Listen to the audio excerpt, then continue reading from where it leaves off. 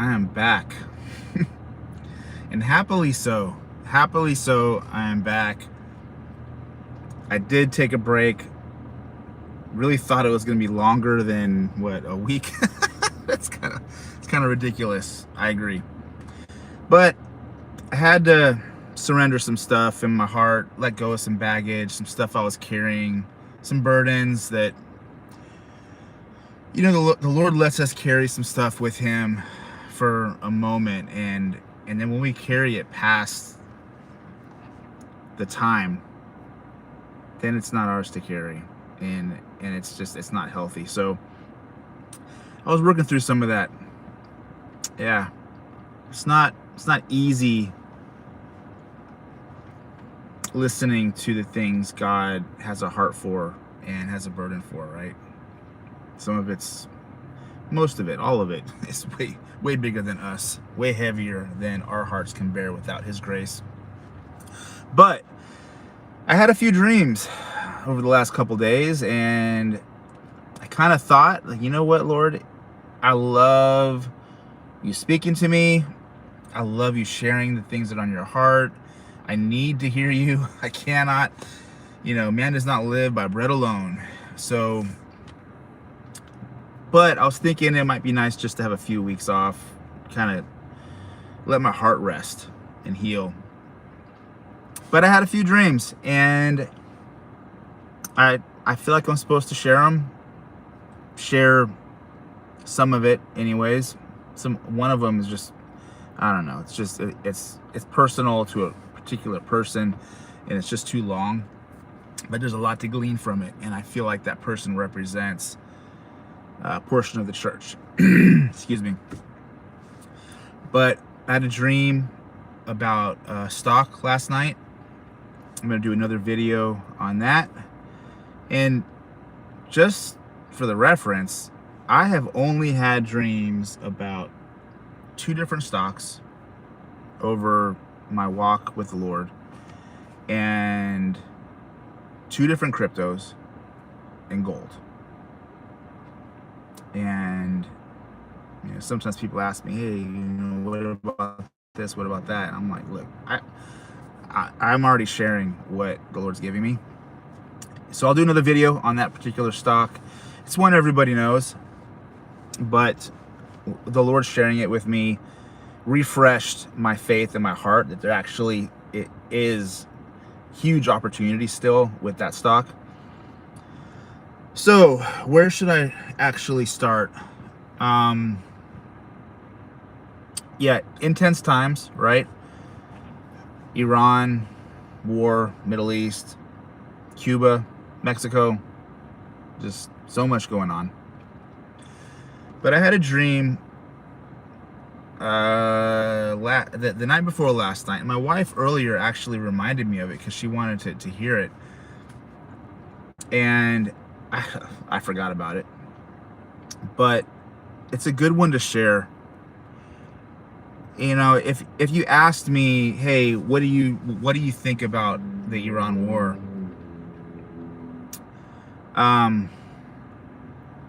Well, this is just opinion stuff, okay? When I first heard about it, not that you may not care about my opinion, but here I am on my video, so I'm going to share a little bit of my opinion, and I try to differentiate between my opinion and what I feel like the Lord has shown me. And but when I first heard that we were bombing Iran, I was just like, oh no, right? I mean, of course, initially, you don't want any kind of war. You don't want people getting hurt, no matter who they are. I mean, we're supposed to pray for our enemies, right? And I also was like, what a horrible time before the midterms, really? And even though I understand, like, the whole plan is to just have this be short, are wars ever short? Like, so, like, almost never, right? Especially with a country like Iran that is so tunneled and rooted in dark Islam, like the most darkest of teachings of Muhammad. yeah, Muhammad taught some dark stuff, some evil stuff. Just, you know, read the Quran with, open eyes, which I have.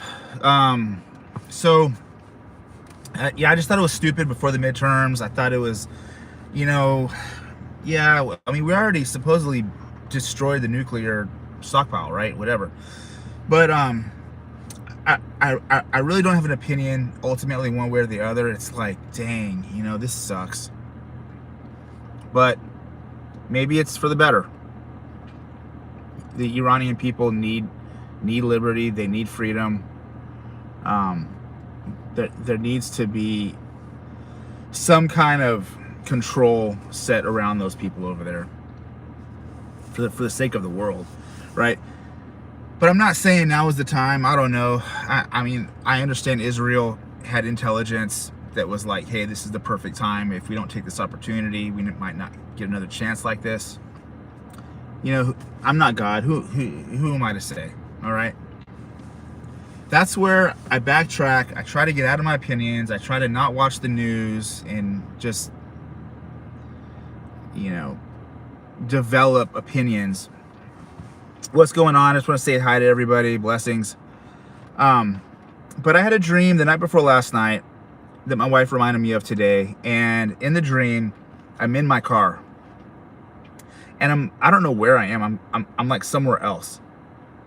Yeah, I said hi, what's up? So I'm in a car, and this young woman that I knew from the past. She wasn't like a girlfriend or anything like that, just a friend. I saw her out in like a parking lot, and I could tell that she was in need. Like she was distraught, kind of, somebody that had to leave their home. Was just, and I could tell there was a neediness, and she looked at me from where she was in this parking lot like, will you please help me?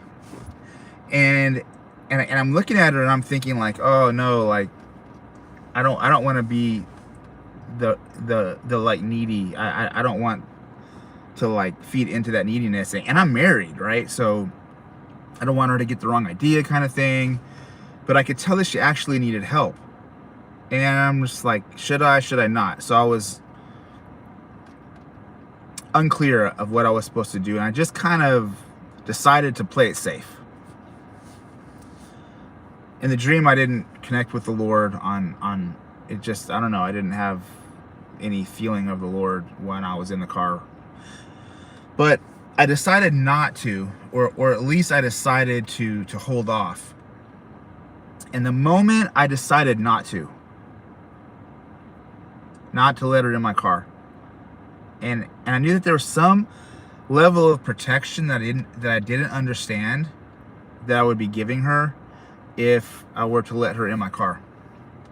Well, as soon as I decided that I wasn't going to let her in my car, she was kind of walking off to the side of my car.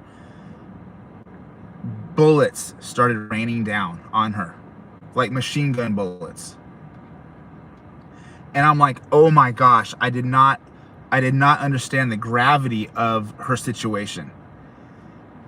I could have, I could have saved her.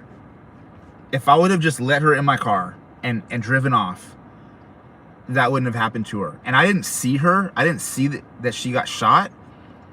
But there were so many bullets all around where she was, and she was out in the open. I just knew. I knew the odds of her not getting shot were impossible. And I just was like, oh my gosh, I could have saved her. And I was expecting the bullets to hit my car, but they didn't. And I feel like that represents the Lord's protection, right? But so I woke up from the dream. That was the end of the dream. I woke up and I'm like, what is that about? And because I did know this person in real life, it's like, okay, is this literal or is this symbolic? Does she represent a people group? And she does have darker skin, although she's not from the Middle East. She is from that region. So I feel like she represents somebody caught in the middle of the tension in the Middle East, even in Iran. And here we are, here I am, somebody in the United States. You know, when I say this, I don't know. Maybe it's about Latin America, honestly, because there's a lot of people in Latin America that, you know, in Mexico, Honduras, some of these other countries that are dealing with the cartels. So it could be symbolic of just American involvement in cartel evil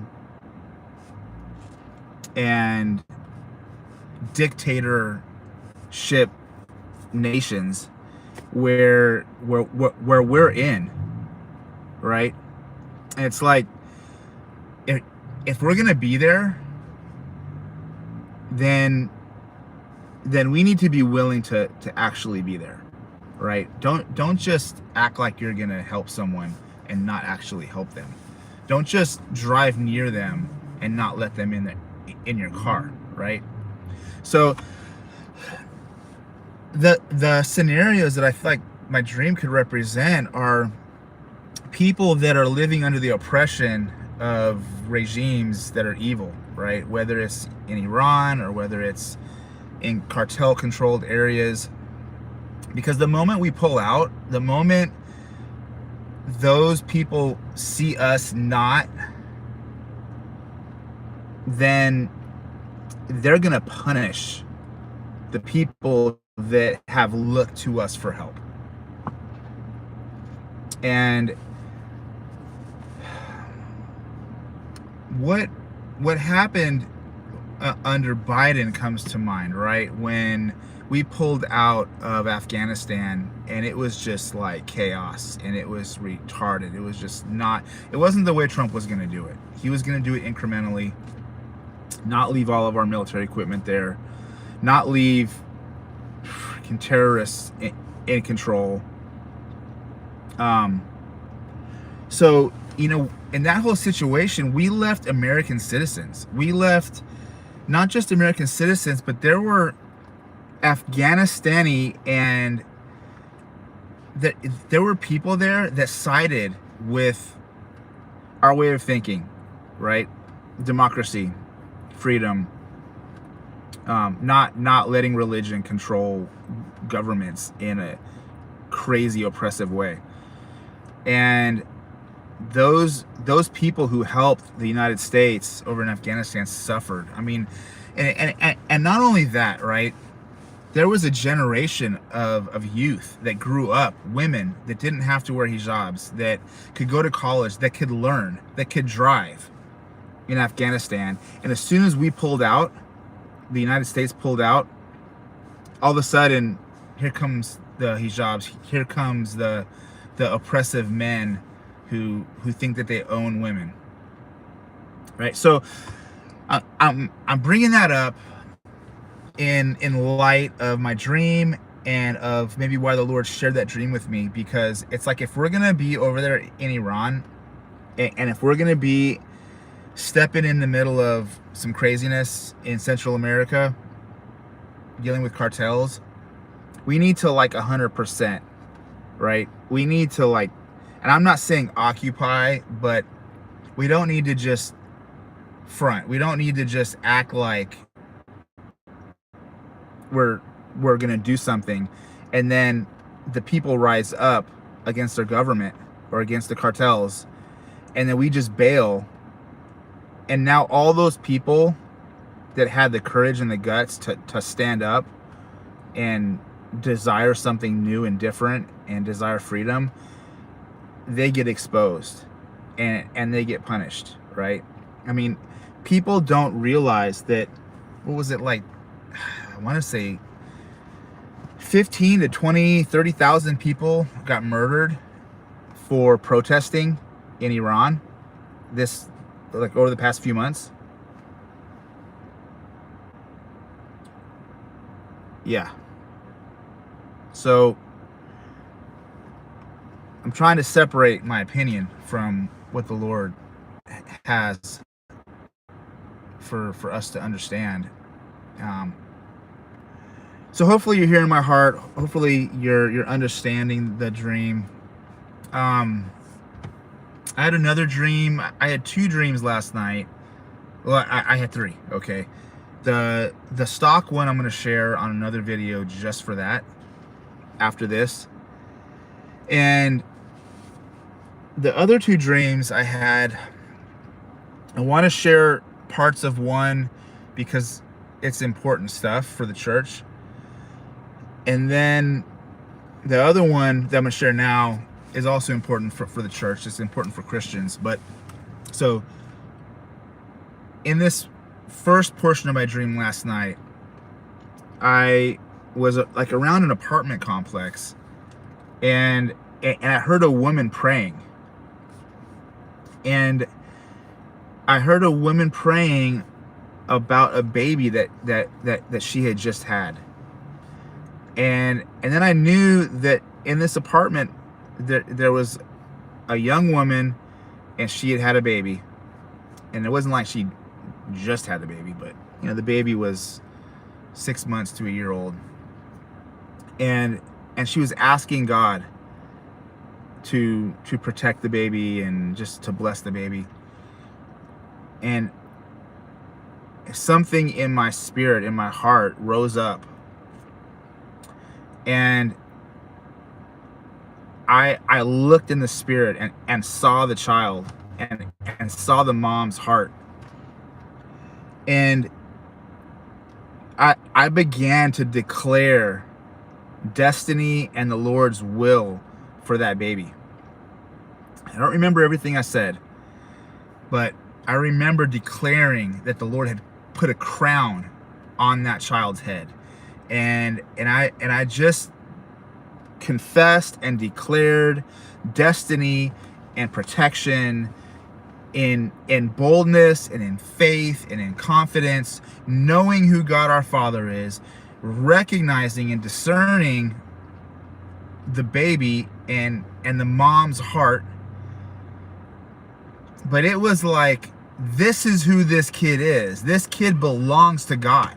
This kid is going to fulfill his destiny. He's going to be protected from the enemy. There's a crown. God has placed a crown on this child's head. And the mom, I could tell, I don't know, she heard me. She did hear me, but at the same time, it was like I was coming from a place of confidence in God.